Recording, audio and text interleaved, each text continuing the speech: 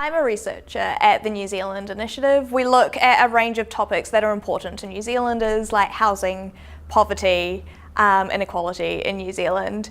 And what drew me to be here today is that I've done research on poverty, how to measure poverty in New Zealand, and what I've found is that there's a lot of public confusion about what these poverty measures mean, and what I've found is that there's also a lot of controversy on whether there's poverty in New Zealand to begin with. So I'm really looking forward to being part of the public debate on what counts as poverty in New Zealand and part of the public conversation on educating people on what these poverty measures mean. The first key outtake I would want people to walk away from this presentation is that with 10 possible measures for child poverty, there needs to be a lot more public conversation and a lot more public debate in New Zealand about what we count as poverty and how we measure it. I don't think there's enough education at the moment of exactly what the Child Poverty Reduction Bill is all about. The second key outtake is that a lot more investigation needs to go into why there's a lack of overlap between the income poor and materially deprived. I really want people to understand the complexity of these poverty measures and the complexity of poverty in general, and that what we assume is just an income problem might not be the case.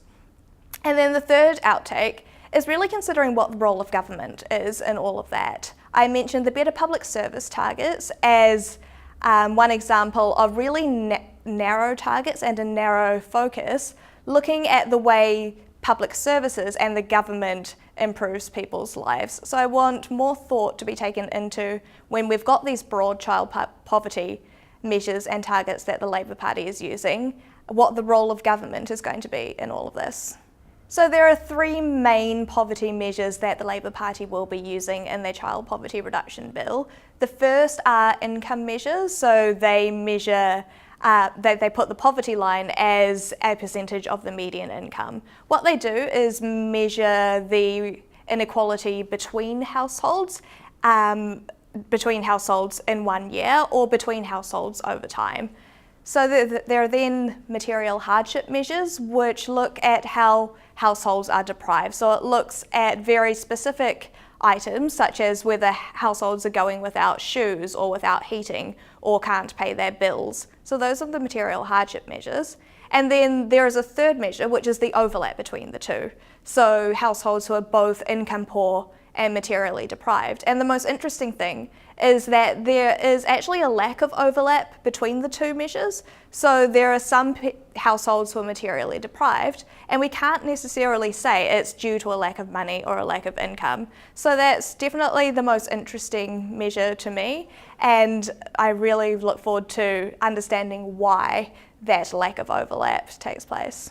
So there are a lot of people, when we talk about how to measure child poverty, there are a lot of people who will say, why don't we just get on with things? We're talking semantics here, and we should be looking at how to improve people's lives. But the choice of measure is important, first because it can help inform what kind of policies we can recommend to solve these problems. So when you're talking about income poverty measures, a likely policy response is going to be around income. Whereas a material deprivation measure, we're looking more at all of the other things that are happening in people's lives. The measure is also important because there needs to be some kind of public buy-in. When we're talking about poverty, we really want the public to be on the same side on what counts as an acceptable standard of living in New Zealand and what we as society are willing and not willing to tolerate.